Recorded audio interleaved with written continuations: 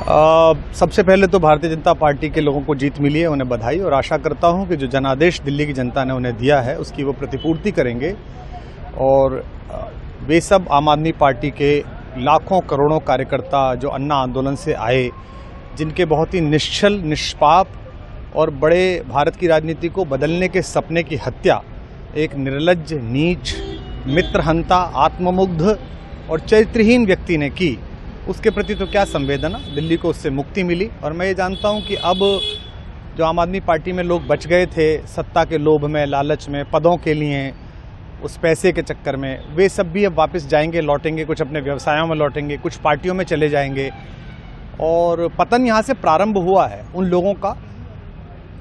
मेरे लिए कोई प्रसन्नता का और दुख का विषय नहीं है, मैं बीच में खड़ा हूँ। प्रसन्नता इस बात की है कि करोड़ों लोगों ने आशा लगाई थी, करोड़ों लोगों ने, लोग अपनी नौकरियां छोड़ के आए थे, व्यवसाय छोड़ के आए थे, दुश्मनियां ली थी लोगों ने, उन सब की हत्या एक आत्ममुग्ध आदमी ने, एक चरित्रहीन आदमी ने अपनी निजी महत्वाकांक्षाओं की पूर्ति के लिए की। उसको दंड मिला, ईश्वरीय विधान से दंड मिला।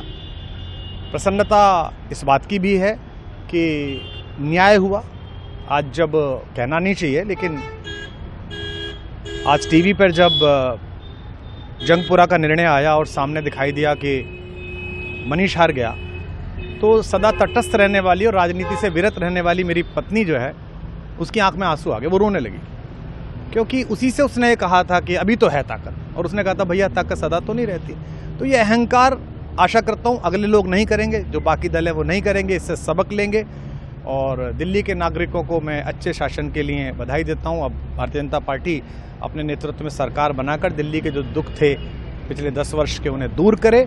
और आम आदमी पार्टी के समस्त कार्यकर्ताओं को कहता हूँ कि आपने जिस किसी भी लोभ लालच में, सब कुछ जानते हुए एक ऐसे व्यक्ति के समर्थन में काम किया जिसने अपने मित्रों की पीठ में झुरा घोंपा, गुरु को धोखा दिया, अपने साथ कंधे से कंधा मिला के लड़ने वाली महिलाओं को अपने घर लाके पिटवाया, अपनी निजी सुख और साधन के लिए जनता का पैसा खर्च किया, अब उससे आशा लगानी छोड़ें, अब बाहर निकलें, अपना अपना जीवन देखें। मुझे राघवेंद्र सरकार राम की कृपा मिली, जिनका ये घर है, जिनकी कृपा से मैं यहाँ खड़ा हूँ। मुझ पर कृष्ण कृपा हुई कि मैं इस निर्लज्ज सर्कस से बाहर आ सका। मैं उन सब से भी अच्छे भविष्य की कामना करता हूँ कि वो कोई गंदगी ना फैलाएं कहीं भी, वो लौट जाएं अपने शिविरों में।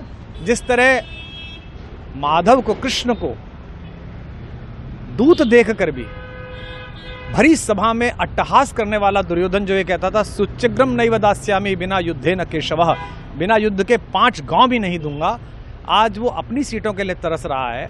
और मुझे पता है कि इस दुर्योधन का अंत भी टूटी हुई जंघा के साथ बड़ा ही दारुण होगा और भारतीय राजनीति एक कलंकित अध्याय के रूप में इस बौने दुर्योधन को और इसके दरबार के तमाम शकुनियों को याद करेगी। मैं उनकी मुक्ति की कामना करता हूं कि ईश्वर उन्हें इस दुख से बाहर निकाले और समस्त लोगों को बधाई देता हूं कि चलिए अंततः न्याय हुआ।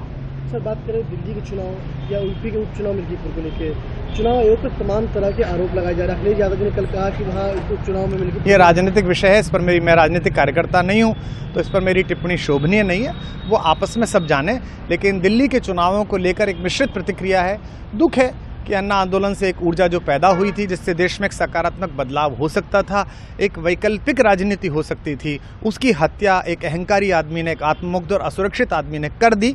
मैं आशा करता हूं कभी ना कभी भारत में ऐसा सूर्योदय किसी न किसी दल में अवश्य होगा जो भारत को जहां पहुंचना है वहां पहुंचाने का मार्ग प्रशस्त करेगा। बहुत